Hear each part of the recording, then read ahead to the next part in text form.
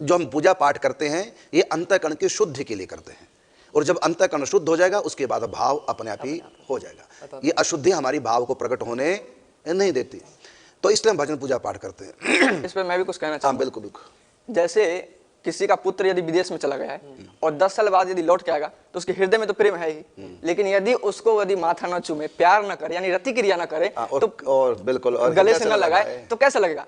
प्रेम तो है बिल्कुल पूरा है, लेकिन क्रिया भी तो चाहिए ना। क्रिया चाहिए। तो हमारे ठाकुर से प्रेम है, लेकिन उसको प्रेम को दिखाएं भी तो, भाई हम आपसे प्रेम करते हैं, आपके लिए दिन भर हम कुछ नहीं खाएंगे, निर्जला एकादशी करेंगे, आपके लिए रात भर जागरण करेंगे। क्रिया प्रेम प्रकट करने का जरिया है, मुख्य तो क्रिया वो प्रेम है। लेकिन अब देखो यहाँ क्रिया विदुरानी से बढ़िया थी दुर्योधन की। हाँ जी, 56 भोग और 1 मिनट में नहीं बने कितने, और उधर कोई तैयारी नहीं थी, वहां छिलके सामने आ गए और यहाँ पर 56 भोग। तो यहाँ भगवान ने क्रिया नहीं देखी, भाव देखा।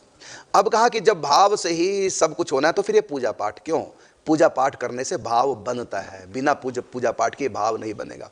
राम नाम की साबुन से जो मन की मैल मिटाएगा, मैल मिटाएगा, पहली बात नाम जब करेंगे पूजा, मन की मैल, उसके बाद भाव आएगा तो निर्मल मन के दर्पण में वो राम के दर्शन पाएगा। मतलब कितने जन्मों के प्रारब्ध कर्म है उसका भी हमें धीरे धीरे वो मार्जन करना है, तो ये एक साधन है। मीरा ने भी कहा, बिल्कुल मीरा ने भी कहा कि मेरो मन राम ही राम रटे रे, जन्म जन्म के खत जो पुराने, माने कर्म, जन्म जन्म के खत जो पुराने, और नाम ही लेत फटे रे, मेरो मन राम ही राम रटे रे। तो मीरा भजन क्यों कर रही है? इसलिए कि भजन करने से मीरा को लाभ क्या हुआ? तो मीरा कहते हैं लाभ क्या हुआ कि जन्म जन्म के खत जो पुराने, कर्म मेरे समाप्त हो गए भजन करने से। इसलिए भजन पूजा पाठ है जिससे कि चित्त की शुद्धि हो जाए, और इस चित्त शुद्धि में संत कृपा से एक क्षण लगेगा, भाव प्रकट होगा, और उस भाव के कारण से भगवान हृदय में बंदी बन जाएंगे।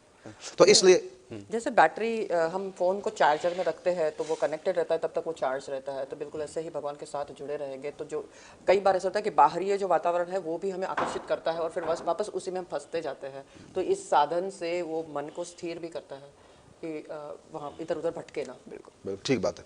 तो कहा कि यदि भगवान भाव के भूखे तो व्रत पूजा पाठ क्यों? अच्छा, अब इसका प्रश्न का उत्तर मैं प्रश्न के रूप में दूंगा। अब मेरा आपसे प्रश्न, जिसने प्रश्न किया, जब भाव के भूखे, जब आप भोजन के भूखे हैं तो थाली कटोरी चम्मच क्यों? आप थाली कटोरी चम्मच खाएंगे कि भोजन? जब हम भोजन के भूखे हैं न कि थाली कटोरी चम्मच के, फिर थाली कटोरी चम्मच क्यों? ये आपके प्रश्न का उत्तर है। नदी में जब स्नान करेंगे तो जहां घाट बना वहां से उतरोगे, जहां कीचड़ है वहां से उतरोगे। नदी बराबर है दोनों तरफ, लेकिन घाट क्यों? बिना घाट के भी स्नान कर लो, घाट पे ही क्यों? नदी तो आगे भी है कीचड़ जहां, तो घाट ही क्यों? तो नदी में स्नान करने के लिए घाट की जो स्थान है वही स्थान पूजा पाठ का, जो स्थान है नदी स्थान में घाट का, वही स्थान है भगवान के यहाँ पूजा पाठ का। और ऐसी जब नींद आ रही है, तो नींद तो जब आती है ना, कई बार देखता हूं कथा में ढोल नगाड़े बज रहे हैं तब भी व्यक्ति सो जाता है। इसका मतलब नींद जब ऐसी आ जाती है, फिर गद्दा बिस्तर क्यों? सच्ची बात। नींद तो आ जाएगी ऐसी भी, तो ये गद्दा बिस्तर क्यों? कहते इसे सुख पूर्वक बड़ी आ जाती है, है ना। तो इसी प्रकार से दवाई से जब रोग दूर है तो ये शहद से क्यों? शहद तो ठीक नहीं करेगा, ठीक तो दवाई करेगी खांसी के, शहद से ही क्यों? दस्त की दवाई लेनी है, कब्ज हो रही है तो कब्ज दूर दवाई करेगी, तो ये गर्म पानी से, गर्म दूध से क्यों? आइसक्रीम से क्यों नहीं? दवाई तो वही अंदर जाएगी। तो आइसक्रीम से घोल के ले लो, ये शहद से घोल के क्यों? इसका मतलब ये क्रियाएं भी काम करती हैं, दवाई को एक्टिव कर देती है, दवाई को। इसी प्रकार भाव को एक्टिव कर देती हैं ये सब पूजा पाठ, इसलिए सब होना चाहिए। बहुत सुंदर आंसर।